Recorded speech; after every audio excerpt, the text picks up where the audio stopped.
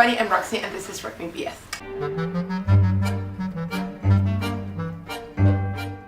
So today I bring you my September highlights. September was an amazing reading month. I literally got to everything I wanted to read. I just didn't finish The Invention of Ireland, which is like a really big book. So once I finish that, I'm definitely going to review it. But other than that, I read absolutely everything I wanted to, and I had a lot of great reads. So let's get on with this. So first, my 5-star reads, which also became one of my favorite books of all time, Mrs. Dalloway by Virginia Woolf. Now, I have to talk about expectations because I was definitely so ready to read this.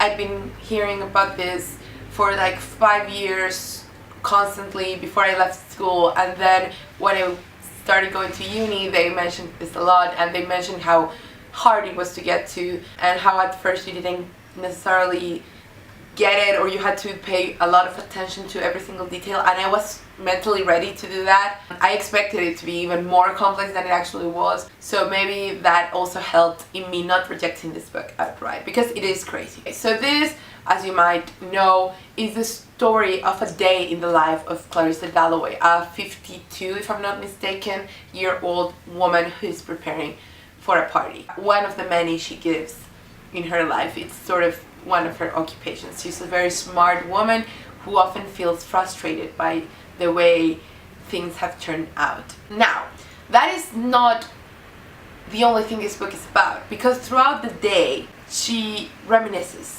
and other characters such as her ex-boyfriend Richard and her husband Peter reminisce too, and all this story sort of tangles together in a narrative that's so well put together. Then also there is Septimus, who at first I wasn't that fond of, in the sense that I really liked him as a character, but I just thought, the book doesn't really need it.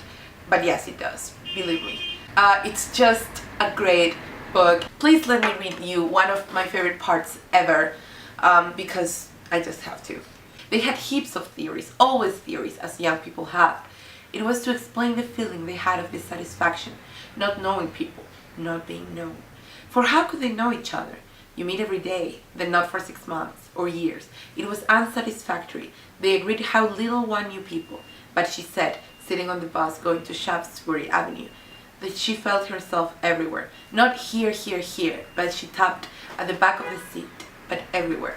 She waved her hand going up Shaftesbury Avenue. She was all that. So that to know her, or anyone, one must seek out the people who completed them, even the places. It goes on, it's a really long paragraph, but it's just the way this novel reflects about individuality and space and our place in physical and mental existence. It's just so good. I already want to reread this, but I also want to read Orlando and The Waves, Into the Lighthouse, and everything Virginia Woolf has ever written. So yeah. And if you don't want to give Miss Dalloway a chance at first, read The Hours, which was the second book I read and loved. Of course I gave Miss Dalloway 5 out of 5, in case that wasn't clear. I gave this 4.5. It was almost perfect. It has a plot twist, really. Like, no thriller has a plot twist like this, let me tell you. So this is Michael Cunningham's play on Mrs. Dalloway. It intertwines 3 stories, one of Virginia Woolf while she's in the country and not London, very important, trying to start on Mrs. Dalloway and being depressed, and then Laura Brown in 1949, and she's trying to come to terms with her existence again because she's a housewife and she feels a strange connection to Virginia Woolf, and she wants to read her whole bibliography, and she's getting into Mrs. Dalloway, but she doesn't have time because she has to prepare for his husband's birthday party, and she has a son whom she loves but also kind of resents, and it's very interesting. And then Clarissa Dalloway, which is more like the most blatant perhaps connection to the story itself. She's called Mrs. Dalloway by her friend Richard, who is gay and sick, and she's preparing a party because he has just won a prize for writing a book about her. And the prize is a prize no one knows, so it's kind of depressing in that sense. Clarissa is in the 1990s, and so we have these 3 women bonded together by Mrs. Dalloway, by again the questioning of their existence and their womanhood and their wasted potential.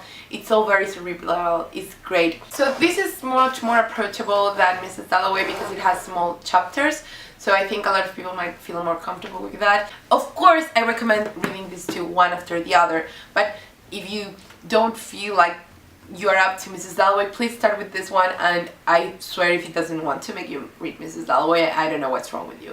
So yeah. Then I read Public Library by Another Stories by Alice Smith. This was my first Alice Smith, but since then I've fallen completely in love with her because this is a collection of short stories all regarding literature and laws and a lot of different themes, but in connection mostly to books and urban existence. Again, I told you I'm very much into like urban fiction and urban, everything urban actually. But in between these stories we have, like, you're not going to be able to see this, but these sort of interludes where different authors and people that are close to Alice Smith talk about what libraries mean to them, and the library as a sort of safe haven and as a sort of neutral space, safe space where you can just go and develop yourself, and it's a challenging place, but it's also a place of wonder and discovery. Finally, the last book I absolutely adored, The Secret Scripture by Sebastian Barry.